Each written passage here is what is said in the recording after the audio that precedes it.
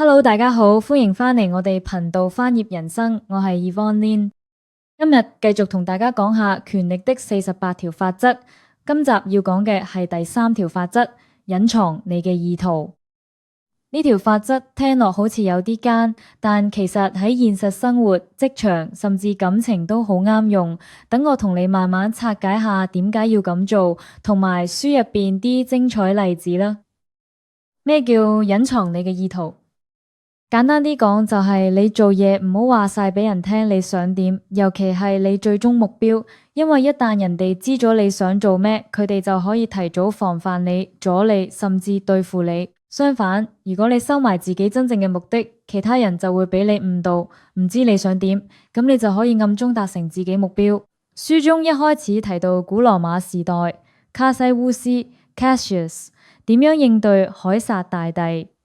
卡西烏斯原本係凱撒身邊嘅親信，表面上對凱撒好忠誠，成日都係咁附和凱撒，唔會表現出自己有咩特別想法。但係其實卡西烏斯一直都對凱撒有啲保留，佢私下同其他元老交流，討論點樣處理同凱撒之間嘅關係。卡西烏斯最叻就係收埋自己條尾，唔會俾人睇到佢有咩異樣。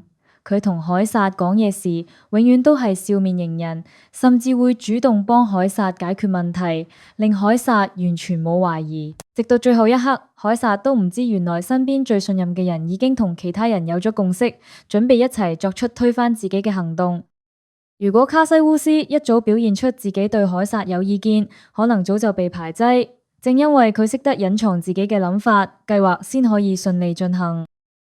塔列朗Talleyrand 係法國歷史上最出名嘅外交家之一，佢一生經歷過法國大革命、拿破崙時代同君主政體回歸，無論邊個執政，佢都能夠適應新環境，甚至繼續發揮重要作用。塔列朗最擅長就係話同做有分別，唔會輕易俾人睇穿自己真正嘅想法。例如法國大革命期間，佢表面上支持革命派，但同時亦同舊貴族保持聯繫。到拿破崙上台，佢又好快適應新形勢，成為拿破崙身邊重要嘅顧問。等到拿破崙失勢，塔列朗又協助新國王穩定政局。書入邊有句說話，塔列朗嘅說話往往都令人難以捉摸。佢成日都用比較模糊、含蓄嘅語言，令對方唔容易猜到佢真正諗緊咩。咁樣做，令佢無論政治環境點變，都可以保持自己嘅地位。孫僕同龐涓本來係同窗好友，後來龐涓做咗魏國大將軍，因為妒忌孫僕才華，並將佢陷害。孫僕冇死，反而被齊國重用。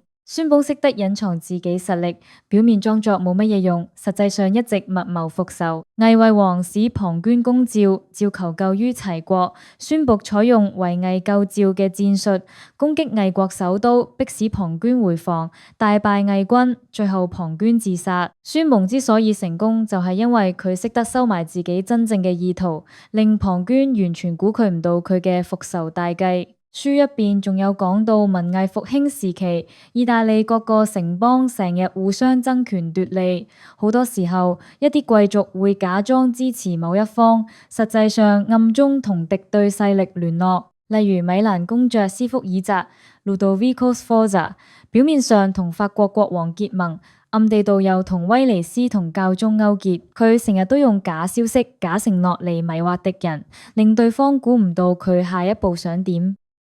書入邊提過，拿破崙打仗成日都用假動作，佢會故意派人放風，話自己會向某個地方進攻，實際上主力部隊已經偷偷去咗另一邊，敵人以為自己掌握到情報，結果中伏。點樣應用？第一，唔好講晒自己諗法，無論職場定人際關係，唔好一開始就將自己目標計劃講晒出嚟。你可以用模糊啲嘅說話，例如我都仲諗緊方向，到時再睇下情況啦。咁等人估唔到你真正想點。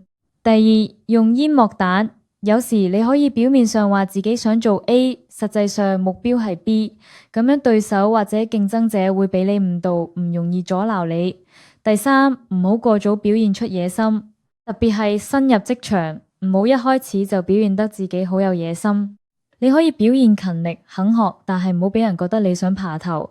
第四，學識聆聽多過發表，多啲聽人講，少啲講自己計劃，咁樣你可以收集更多情報，又唔會暴露自己底牌。第五，保持神秘感，唔好俾人太容易睇穿你。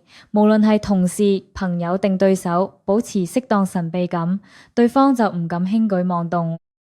總結，隱藏你嘅意圖唔係叫你成日呃人，而係要保護自己，唔好俾人利用你嘅野心或者計劃嚟對付你。職場、商場甚至日常生活都用得着。記住，最危險嘅人往往就係最難睇穿嘅人。你有冇試過因為太早話晒俾人聽自己目標，結果搞到失敗？又或者有冇用過收埋意圖而成功嘅經驗？歡迎留言同我分享你嘅故事。鍾意呢條片記得 like、subscribe 同 share。下次再同大家講下一條法則，記住唔好錯過啦。拜拜。